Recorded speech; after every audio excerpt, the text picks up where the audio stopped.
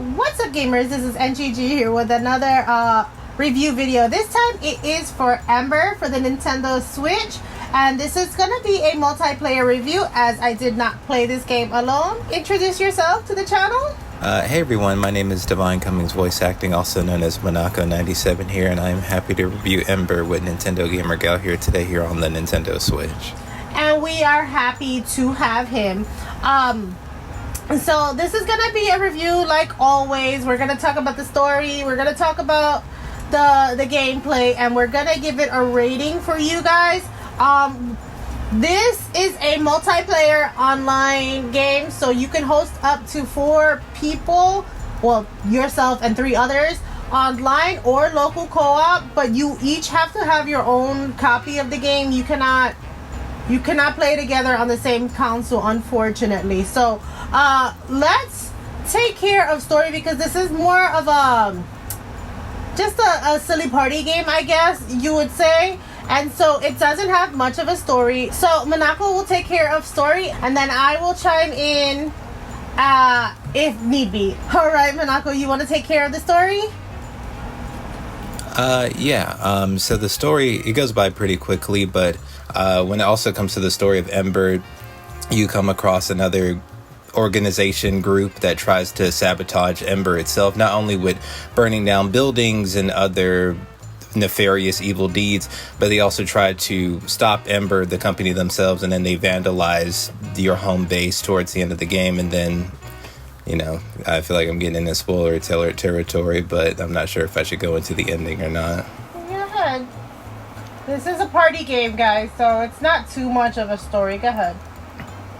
Okay, so essentially toward, leading up through, there are 3 boss fights in total. They're all corporate heads of this other company that's in Australia, and Embr is located in Canada. So throughout the separate boss fights of the corporate people, you will be throwing fire, or throwing stuff like gasoline at them, and then throughout the gasoline, you'll be doing platforming as well as, I use platforming in quotations, as bad as it is, but there are 3 boss fights with these corporate organizations that are after Embr. When you get towards the end, you then have a choice between grouping up with the opposite team or grouping up with the team you've been with at the very beginning.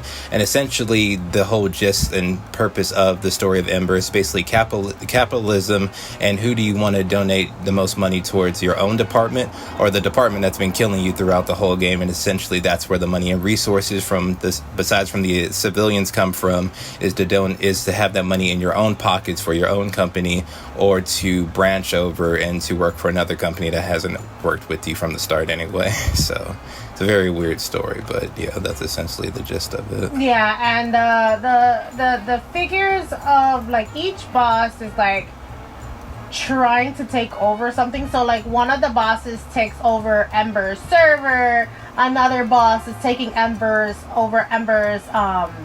like they steal the server, another one is taking over the head of like the building and stuff like that of the Embrs. So like you have to like protect your like Embr, which is your firefighting unit or like station and stuff like that, against the Hosier company, which is the other company that is trying to take over Embr. And they're doing weird and silly stuff to like try to knock the firefighters of Embr down. And yeah, that's the story. Now let's get into gameplay. So this gameplay, like I said before earlier, is a party game for the most part. And you're essentially firefighters trying to fight fire. So in the beginning, you don't have much equipment. You have your basic hose, you have a ladder, and you have an axe.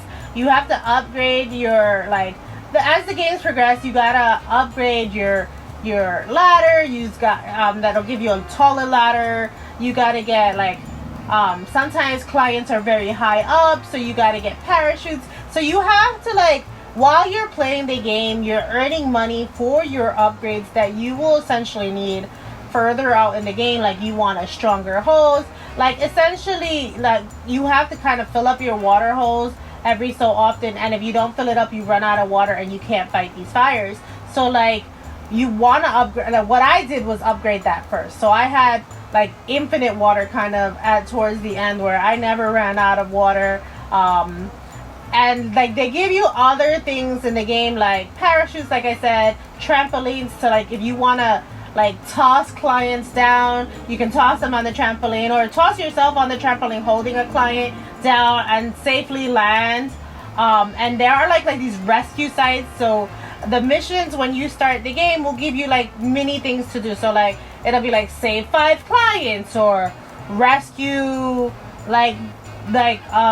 some missions are rescue, and some missions they have a silly mission that you have to like deliver food. Like if you were Uber Eats, I think it's called Embr Eats, so not Uber Eats, it's called Embr Eats in this game, and where you're delivering food to like buildings on fire, and you gotta make sure you carry the right food to the right client before they die in the fire, because you're not putting out fires in this delivery mission, you're just delivering the food, and if you don't deliver the food on time, these clients will pass away in the fire before you can deliver it to them. So you got to be strategic. We always started from the top to the bottom, because the top usually went on fire first. So it's like get the clients on top, their meals, or get them out of the burning buildings first, and then we work on the clients lower down, which was usually our strategy. Now I will go over bugs later. There are a bunch of bugs in this game, and I will talk about them later, but let's have Minako talk about some of the gameplay aspects as well. So yeah, like you mentioned previously, you have missions like the Embr Eats. You also have missions like Demolition, I believe it's called, where you have to actually set the place on fire instead of saving it. And then you just have your rescue ones. Within those missions themselves, like I said, there are collectibles, like I said, money, jewelry, and diamonds and stuff like that can add to your inventory. And then not only that, but throughout the missions, there'll be your regular in-game currency, and then there'll be diamonds, and those are 2 separate currencies. Diamonds, sometimes you would need diamonds and your in-game currency to like purchase stuff like items or equipment and weapons to like have certain abilities like ice, extended water, and things of that nature. I believe outside of that, it's like you'll have like 3 boss fights in total, and then you'll have the individual levels. I don't know if you want me to go into the levels themselves or if you want to just handle glitches. So talk about levels. Okay, cool. So the levels start off pretty simple at first. Again, it's just stopping fires and everything like that at the very beginning, but then later on towards later missions or further missions rather have you would then need to like gather certain people for a face scan, and what those face scans do is that only certain clients can open certain doors, and only those people that can only open those doors if you see like a little money symbol over their head. And then speaking of doors, sometimes they'll implement keys, and those keys need to either be a certain number or a certain color to open those doors. And again, this is all in a certain amount of time. So you're trying to find a certain key, trying to find a certain person to open said door to get to a higher floor while the place is on fire. And then not only that, but you have to get them to the rescue point.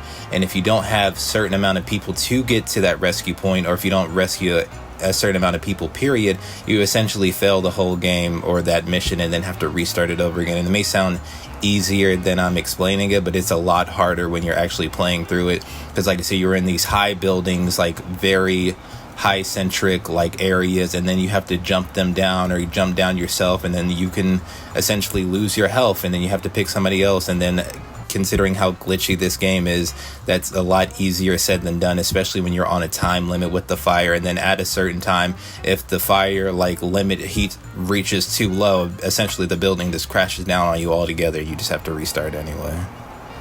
Right. And with what you were talking about, let's get into some of the glitches that were going on. I'll start first because I know you have a myriad of glitches that went on. For me, a lot of the glitches happened like when we were picking up characters, more so you, when you were picking up characters, like they would just disappear. Money would disappear, items would disappear. For me, it was like the climbing up the ladders was super glitchy and difficult to climb up ladders. So when I finally got like what is that thing called where you shoot it and you The grapple hook. like the grapple hook. When I finally grabbed the grapple hook, I was so happy because it's so that ladder system was so rickety, so hard to climb up. It imagine like it's all in first person, so it feels like it's this big, like wider than it is when you're walking across it, and you could fall off super easily. And sometimes you're carrying clients to their safety in those ladders, and then you fall right to your death along with the clients. Now, your partner person can pick you up and help rescue you, but that client is gone. Like, if you die with a client, that client is gone, and that rescue mission, if hopefully you had enough people to keep going on the rescue mission. If not, you have to like restart the rescue mission. Parachutes wouldn't go on the clients all the time, so you would think that they were on, throw them from someplace high expecting them to be safe, and either they would completely disappear or they'd be dead on the ground. And I'm like, hey, I put a parachute on homeboy, and and they would be gone. You want to talk about some of the glitches you encountered? Because I know you encountered more than I did. Yeah, like really, it's not as bad as the start. Like in the very start, there will be things like money and clients that you'll like hold them in their hand, or like you'll be holding them. You'll penalize you for moving too fast, where essentially they'll fly off the map and you can't reach them because you only have a certain amount of like space and everything like that. So rather be money or clients, they'll fly off the map, and then essentially you'll have to reset if you turn or move too fast. And then not just picking up clients or money like that, but you yourself will also glitch through the game itself. Like towards the very end, there was this conveyor belt that would go up and down, and the rescue point was down. So we would put them all in this conveyor belt and then have to go down. The issue ended up happening was one of the clients got stuck underneath the conveyor belt, but was still attached to it at the same time. So you couldn't grab them and you couldn't get them off. So we would reset. And then as soon as we got them off, then I glitched and I couldn't get off the conveyor belt. And in order to complete a mission, both you and your partner have to not only get them to the safe point, but you also have to get to the finish line as well, which is like this blue square little thing, whatever have you. So not only do you have to toss people off to the safe area, but you yourself have to go to the completed area to even finish it off. And it's hard to do that if the client is stuck or if you is stuck. So it's like either y'all all have to be on the same page, and every person has to complete the goal, has to reach the end goal line. And then not only that, but this is also on the Nintendo Switch we're playing on, but this game also reads your calendar. So in October or on Halloween, if you're doing a mission and if they need to read a client, if you need to look at a certain client, if you're doing it on Halloween, everybody is skeletons. So it's like if you need to look for a certain client, if you're looking for a particular person for that mission, if you're doing it on Halloween, everybody is skeletons. So it's not really a glitch. I get what they were trying to do. They were trying to do it for the theme, but that is a thing that we end up running across, and everybody end up being a skeleton. So it made it very hard to understand who to get and which person to get to which section of that mission. Yeah, it was super hard playing around that season. So that is it for story, gameplay, and the glitches. And now we are going to get into our rating. Minako, you want to tell us what you rate the game? Yeah, sure. I give Embr on the Nintendo Switch. I wish I could give it a 0. Fuck this game. I give it a 1 out of 5 because this game, at the very beginning, it's fine. That's why I get to 1, because it operates beginning at the start, but then after that, it's complete, like, utter disaster. The game doesn't function like it should. It penalizes you rather if you turn too quickly, or takes your items and people out of bounds that you can't reach. And then later levels just become ridiculously hard for no reason. Like, it'd be one thing if the levels were just hard on their own, but then you're having this handicap of it might glitch out, which means it will be your fault for not knowing these glitches already before the mission, and that's not your fault, it's the game's fault. And then some of these boss fights are like out of control, like ridiculous, like difficulty. Like first boss fight, whatever, right? The second boss fight, we had an issue where we didn't meet the woman where she wanted us to meet, and it was a countdown. And because we caught her after the fact, the countdown was still going on and it reached 0, and we had to do the entire mission over again. And then we fought the mecha boss fight, like the Buzz Lightyear thing that was throwing computers, bombs and stuff like that in that nature. And at that last boss fight, you have to get 3 keys and then reach the end goal where you got the options and, you know, the end game stuff between, you know, donating to Embr, which is your company, or donating to the enemy side. And the reason why that all that stuff is so frustrating, because nobody beat this game. If you look up Embr on YouTube or on their Wikipedia pages, a lot of these levels aren't listed, including the last level. I looked, I tried, I see everybody else playing this game. They play it at the start and then they give up halfway. If you do the last mission, you will not find it anywhere else but here. And I'm telling you right now, rather if you pick go on Embr's team or go to the enemy's team, it's the same ending. And it's also based on a computer screen, which this game is based on Steam, and it's on a console. I get Doki Doki had to do that with Doki Doki because it's meant to be on a computer game. That's not this. So that's why Embr gets a 1 out of 5. It's a terrible game filled with glitches, meant to be played on a computer, and you also have that stupid ass fucking, what do you call it, the Halloween glitch that happens in October because it reads your calendar, and it's just awful. Like, if it wasn't for that last two boss fights, because like I said, the woman is based on a timer, which is even worse than the Buzz Lightyear boss fight at the end. If it wasn't for that and everybody being fraud saying that they love their game and never beat it, it'd be a different story. But because we did beat it, the final area isn't located anywhere. That's why I give it a 1 out of 5. And anybody else that said they beat the game, please let me see your progress, because you're lying.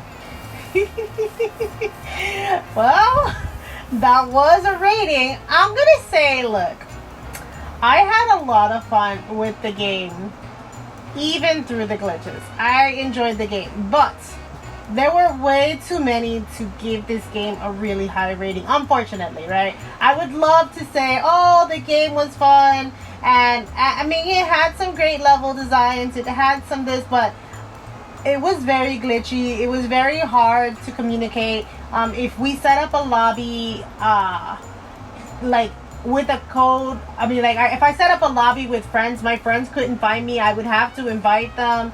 Even if I had a code to give them, they couldn't get in. So it was just super hard, unnecessarily, to play this game with friends. We did have one random come one time, and like, you can't talk in this game. You could only point an arrow, and the person wouldn't come to where we needed them to come. They were doing their own thing, and it's like, we're done with this board. Come before we lose. I don't think we lost, but they did cut it close.